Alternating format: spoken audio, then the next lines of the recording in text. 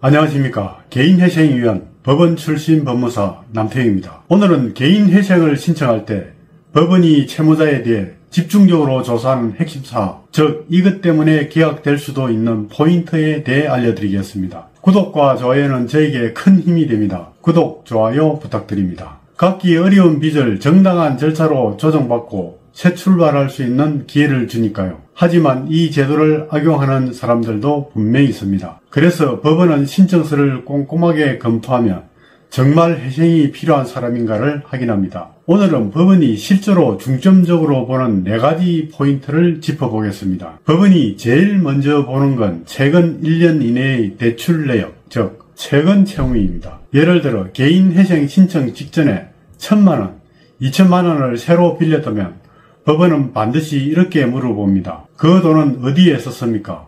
만약 사용처를 명확하게 소명하지 못하면 그 금액을 청산 가치에 포함시켜 변제금을 올리라는 명령이 나옵니다. 즉 돈의 사용처가 불분명하면 숨겨둔 돈이 있다는 의심을 받는다는 뜻입니다. 그러나 최근 채무라도 생활비나 기존 채무 상환 등 정상적인 사용 목적이 입증되면 문제되지 않습니다. 두 번째로 중요한 건 직장 변경 또는 새 취업입니다. 개인 회생은 소득에서 최저 생계비를 제외한 나머지 가용소득을 3년 동안 꾸준히 납부하면 면책을 받게 됩니다. 그런데 신청 직전에 새 직장으로 이직하면서 이전보다 급여가 낮아졌다면 법원은 이렇게 의심을 합니다. 혹시 변제금을 줄이려고 일부러 급여 낮은 직장으로 옮긴 거 아닌가요? 그래서 법원은 새 직장에 입사한 경우 급여 명세서, 급여 입금 내용, 통장 거래 기록, 사업주 확인서를 추가로 요구합니다.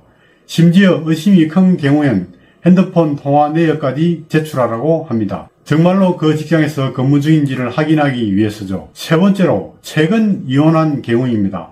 이혼 자체가 문제가 아니라 가장 이혼으로 재산을 숨기는 경우가 있기 때문입니다. 예를 들어 이혼하면서 재산 분할로 집과 예금 전부를 전 배우자 명의로 넘긴 경우 법원은 재산을 빼돌린 것 아닌가? 그래서 최근 이혼했다면 이혼 판결문, 재산 분할 내역, 전 배우자의 재산 hen황 등 관련 서류를 꼼꼼히 확인합니다. 마지막 네 번째는 최근 재산 처분 내역입니다. 채무자가 가지고 있던 부동산, 자동차, 임대차 보증금 등을 매각하거나 반환받은 경우 법원은 반드시 그 돈을 어디에 썼는지 소명하라고 요구합니다. 영수증, 이체 내역, 계약서 등 증빙 자료가 꼭 필요합니다. 만약 소명이 불분명하면 고의로 재산을 줄인 것으로 판단되어 신청이 기각되거나 변제금이 상향될 수 있습니다. 정리하면 법원이 개인회생 신청자를 조사할 때 가장 중점적으로 보는 건 다음 4가지입니다. 최근 대출금의 사용처, 최근 취업 또는 이직의 소득 변동, 최근 이혼으로 인한 재산 이동, 최근 재산 처분 및 사용처, 이 4가지는 모두 재산 은닉이나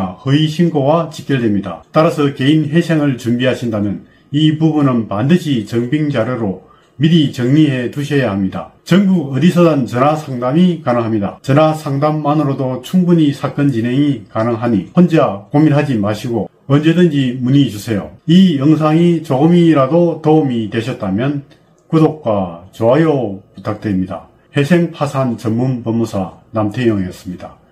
감사합니다.